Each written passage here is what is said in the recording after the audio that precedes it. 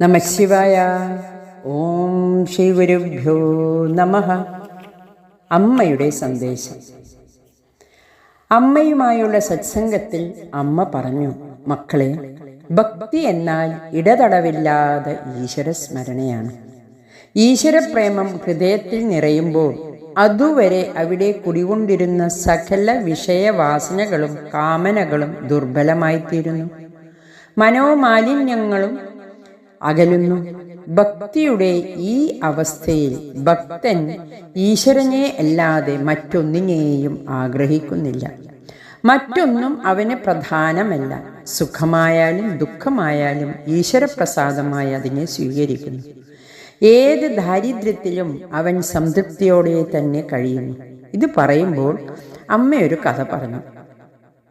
ഒരു രാജാവ് വനത്തിൽ വേട്ടയാടാൻ പോയി. മൃഗങ്ങളുടെ പിന്നാലെ പോയി വഴിതെറ്റി.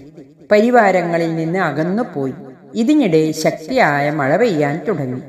രാജാവ് മഴയിൽ നനഞ്ഞു കുതിർന്നു. ഒടുവിൽ വളരെ ദൂരം നടന്ന് ക്ലേശിച്ച് സന്ധ്യയായപ്പോൾ പഴയ ഒരു ശ്രീകൃഷ്ണ ക്ഷേത്രവും കുടിലും കണ്ടു.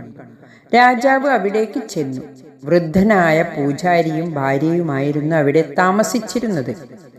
നനഞ്ഞൊലിച്ചു വരുന്ന അപരിചിതനെ കണ്ട് അവർ വൃത്തിയുള്ള ഒരു തോർത്തെടുത്ത് അദ്ദേഹത്തിന് നൽകി. പിന്നെ ഭക്ഷണവും നൽകി. അന്നു രാത്രി രാജാവ് അവിടെ കഴിഞ്ഞു. പ്രഭാതമായപ്പോഴേക്കും രാജാവിനെ അന്വേഷിച്ച് പരിവാരങ്ങൾ അവിടെ എത്തി. വീട്ടുകാരോട് യാത്ര ചോദിച്ച് രാജാവ് 100 സ്വർണ്ണ നാണയങ്ങൾ പൂജാരിക്ക് നൽകാൻ നിർദ്ദേശിച്ചു. എന്നാൽ ആദരപൂർവം പൂജാരി അത് നിരസിച്ചു. പറഞ്ഞു, ഒന്നും വേണ്ട, ഭഗവാൻ ഞങ്ങളെ നോക്കുന്നുണ്ട്. അത്യാവശ്യം വേണ്ടതെല്ലാം ഭഗവാൻ തരുന്നുണ്ട്. രാജാവിന് ആശ്ചര്യം തോന്നി.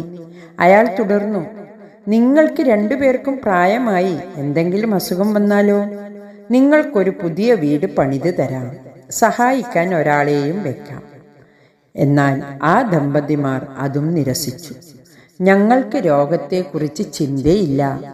ധന്വന്തരി മൂർത്തിയായ ഭഗവാൻ ഞങ്ങളുടെ രക്ഷയ്ക്കായി എപ്പോഴും കൂടെയുണ്ട്.